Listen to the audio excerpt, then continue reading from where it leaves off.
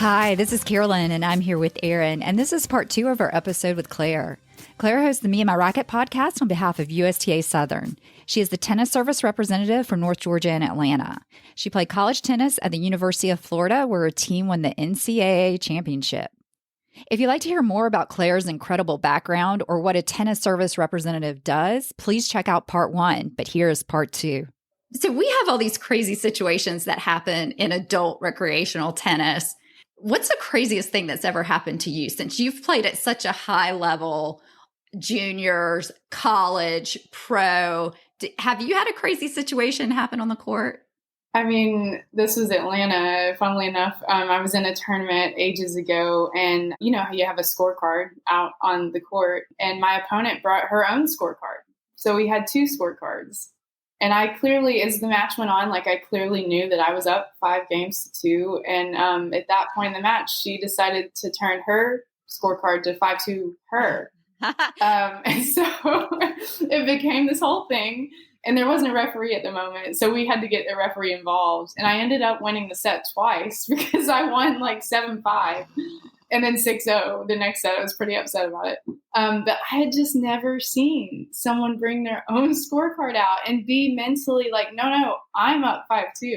So I was like, wow, people really believe their own realities, So it was, I was upset about it, but I was just more blown away, the psychology behind that, So, and not everybody does that, thank goodness, because it would be a much more complicated world if they did. But it just it taught me a lesson in okay, you really got to say the score out loud every time and just be aware, again, not everybody's going to do that, but there's some people out there that really want to win at all costs. Mm-hmm. So you had that crazy situation with the scorecard and you grew up playing juniors and all these very high level tournaments. How are the line calls? Oh, even more so, how are the line calls in college? Oh man. For the national champion, Yeah. It depends who you're playing, some people are great and super fair. And then other people, it's if it's on the line, it's out. And I was taught to give people the benefit of the doubt, and I'm going to do that so I can sleep and rest my head at night with a clear conscience. But it becomes difficult at a high level because people do want to win at any cost. So you kind of have to decide where you are on that spectrum and then just stick to it. And, if I felt like someone was deliberately doing that, I'd always let one go. But if it was a pattern, I'd be okay, I can ask a referee and they can watch, and it usually helps the situation. But yeah, it's just something that the more you go along, the more you have to be prepared for. And again, I want to live my life thinking okay, someone's not, maybe they just missed it or they're not deliberately doing this. That's easier for me to deal with. But there are some people that, just want to win. So. But that's interesting. You call over a referee at that point. You don't say are you sure? Or any of the things that we hear all the time on the adult recreational court. You can just call over someone. Yeah. Well, by the second time, I would say, are you sure? But not in a pressing. I would just let them know that I wasn't okay with that. And then if it continued to be I'm just going to get a referee, not try to be super confrontational about it because that doesn't help anybody. But you kind of have to give that boundary for yourself and your opponents being I'm not going to let you walk over me, so this is what's going to happen if I don't think you're faithful about it. So how did you start Me and My Racquet? What made you get into podcasting? Yeah. So COVID hit in 2020 and a lot of my visits are and were face-to-face, very physical and close quarters. And so I was still talking to a lot of my providers and the people that we meet with, but it just FaceTime, it's just totally different when it's just on the phone. So I was I need to see people face to face. And then I was well, these conversations could help a lot of people see what other people are doing. And maybe they can share ideas or they can connect somehow because we're all in the industry at some level. And so I was let's record these and see how it goes. I listened to a ton of podcasts. I hadn't run one. So I was let's just trial by fire, and you learn things along the way. But yeah, that's what really started it. And it was really a saving grace during those early, first 2 years, just being able to have that time with people. And I think it was a positive thing. Claire, is there anything else we didn't go over or you wanted to mention? I just want to say one other thing.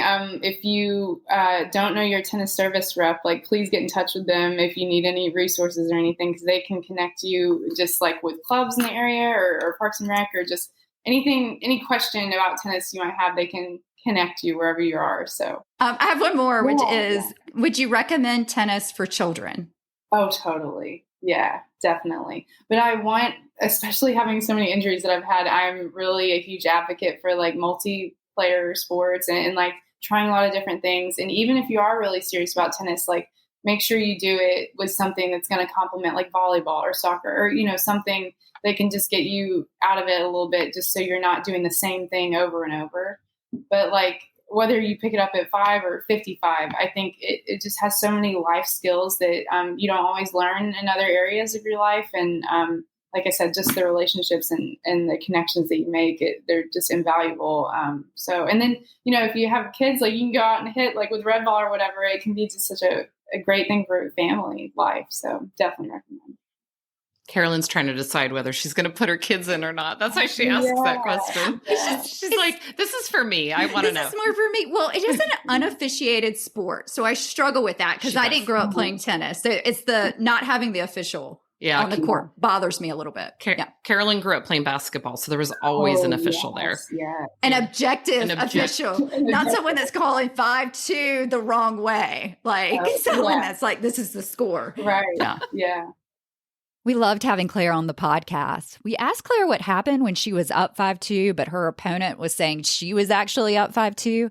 And Claire told us the official made them go back to a score they agreed on, so 2-2. Luckily, Claire ended up winning that match 7-5, 6-0, but she definitely had to win it twice. We hope you check out our website, which is secondservepodcast.com. The resources section of our website gives information for adult rec players. Also, stay tuned for the tip of the week with Michelle from Tennis Warehouse. Thanks so much for listening and hope to see you on the courts soon. Hey guys, it's Michelle with Tennis Warehouse, and here's your tip of the week. But first, make sure you use the discount code SECONDSERVE for $20 off clearance items when you spend $100 or more at tenniswarehouse.com. This is a popular question, but what are the best strings for players with arm issues? First up is natural gut. It is totally worth it in the long run. Natural gut provides feel, comfort, and durability when it comes to playability duration. It's a great investment.